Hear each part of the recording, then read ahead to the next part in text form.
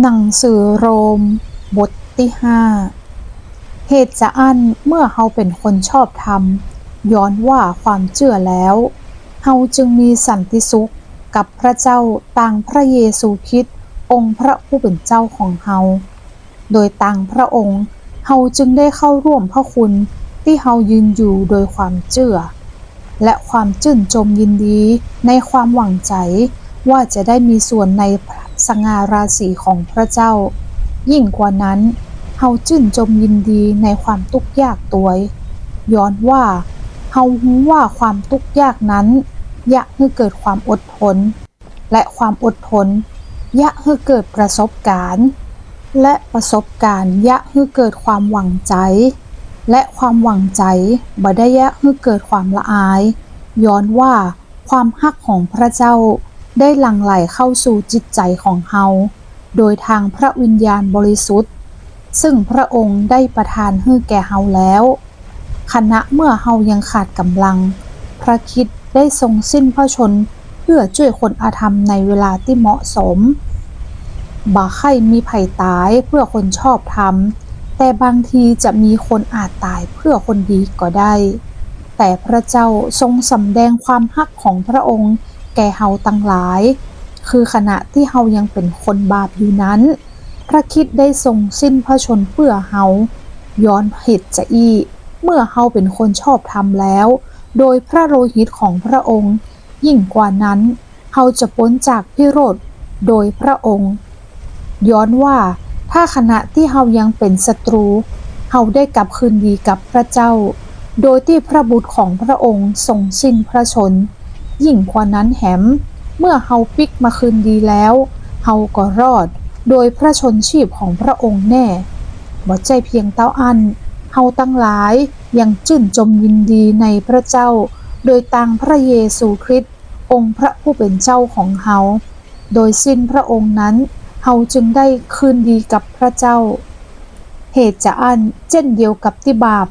ได้เข้ามาในโลกเพราะคนคนเดียวและความตายก็เกิดมาย้อนบาปนั้นและความตายก็ได้แผ่ไปถึงมวลมนุษย์คู่คนย้อนว่ามนุษย์คู่คนยะบาปได้มีอยู่ในโลกแล้วก่อนที่มีพระราชบัญญัติแต่ที่ใดบ่มีพระราชบัญญัติก็บ่ถือว่ามีบาปจะใดก็ตามความตายก็ได้ครอบงำตลอดมาตั้งแต่อาดัมจนถึงโมเสสแม้คนที่บ่ได้ยะบาปอย่างเดียวกับการละเมิดของอาดัมผู้ซึ่งเป็นแบบของผู้ที่เสด็จมาภายหลังแต่ของประธานแห่งพระคุณนั้นหาเป็นเช่นความละเมิดนั้นไม่ย้อนว่าถ้าคนจำนวนนักต้องตายเพราะการละเมิดของคนคนเดียวนักยิ่งกว่านั้นพระคุณของพระเจ้าและของประทานโดยพระคุณของพระองค์ผู้เดียวนั้นคือพระเยซูคริสต์ก็มีบริบูรณ์แก่คนเป็นจำนวนนักและของประทานนั้นก็บ่เหมือนกับผลซึ่งเกิดจากบาปของคนนั้นคนเดียวย้อนว่าการพิพากษาที่เกิดขึ้น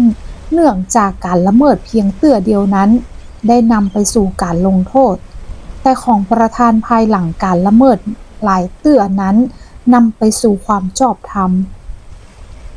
ย้อนว่าถ้าโดยการละเมิดของคนนั้นคนเดียวเป็นเหตุให้ความตายครอบงำอยู่โดยคนนั้นคนเดียวนักยิ่งกว่านั้นคนตั้งหลายที่รับพระคุณอันไพบูลย์และรับของประทานแห่งความชอบธรรมก็จะดำรงชีวิตและครอบครองโดยพระองค์ผู้เดียวคือพระเยซูคริสต์จะอันการพิพากษาลงโทษได้มาถึงคนทั้งปวงย้อนว่าการละเมิดของคนคนเดียวฉันใดความชอบธรรมของพระองค์ผู้เดียว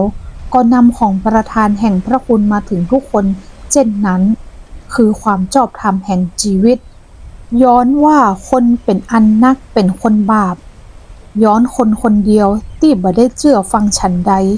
คนเป็นจำนวนนักก็เป็นคนชอบธรรมเพราะพระองค์ผู้เดียวที่ได้ทรงเชื่อฟังฉันนั้นเมื่อมีพระราชบัญญัติก็ยะให้มีการละเมิดพระราชบัญญัติเกิดขึ้นนักแต่ที่ใดมีบาปปรากฏมากขึ้นที่นั่นพระคุณก็ไพบูลย์ยิ่งขึ้นเพื่อว่าบาปได้ครอบงำยะให้ถึงซึ่งความตายฉันใด พระคุณก็ครอบงำด้วยความชอบธรรมเพื่อถึงซึ่งชีวิตนิรันดร์โดยทางพระเยซูคริสต์องค์พระผู้เป็นเจ้าของเฮาเช่นนั้น